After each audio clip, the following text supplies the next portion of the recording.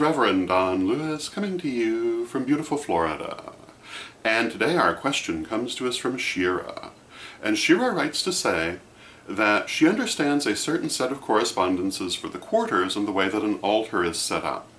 But recently she has seen pentacles which show color correspondences that are drastically different from this, and she wants to know if there is a correlation between the way that you would assign colors and elements to an altar or to a circle or to a pentacle. And the answer to this is that the problem that you're encountering is that the pentacle that you have seen comes from a different tradition than the altar layout and quarter layout you are familiar with, and different traditions sometimes have different systems for correlating the elements to the quarters and or the altar. And so the difference lies not in the format, but rather in the background. And I was taught that the quarter colors, the quarter elements, vary according to where in the world the tradition originated, and most commonly reflect either the prevailing winds or prevailing geographical features. And so, for example, although in the quarter correspondence I'm accustomed to, west is the direction of water, if you happen to be in a place where the major body of water was in the east, that might be where you would place water.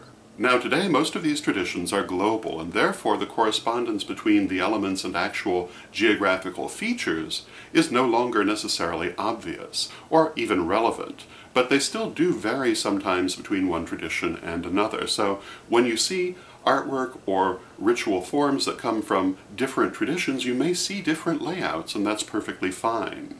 There really is no need for a rigid rule unless you are working within the context of a specific tradition which has specific ideas about it. If you're working on your own, you should go by what works best for you and what feels right for you. Many years ago at the Temple of the Lake in Chicago, an argument arose about exactly this issue between the respected High Priest Bill Urbacher and the equally respected High Priestess Victoria Carlson. And Bill was always a strong proponent of locating water in the west, where it normally was located in his background, but Victoria would point to Lake Michigan, which was sitting in the east, and say, no, water is there. And this was illustrative of the different points of view that can be brought to the situation, and there's nothing wrong with even necessarily moving them according to your circumstance. As a general rule, however, within a particular tradition there will be a particular system which is favored, and when working within that tradition you should honor it, particularly at public ceremonies. But in terms of what is the right direction, well, there really isn't a right direction. It's much more about understanding our relationship to the universe and honoring that relationship, rather than getting things in a particular sequence. Now, when they're in a particular sequence, many other things may be attached to them, and if you're going to change that sequence, you want to consider those things too. But once again, it really is about our relationship to the universe and honoring that.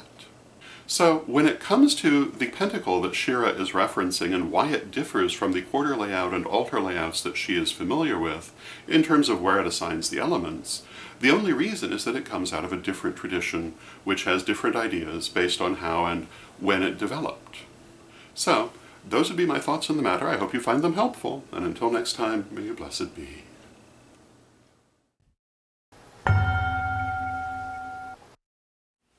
Hello! This is Reverend Don Lewis coming to you for Pagans Tonight Radio.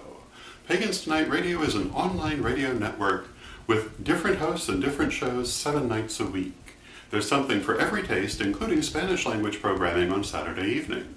Check out paganstonight.com today.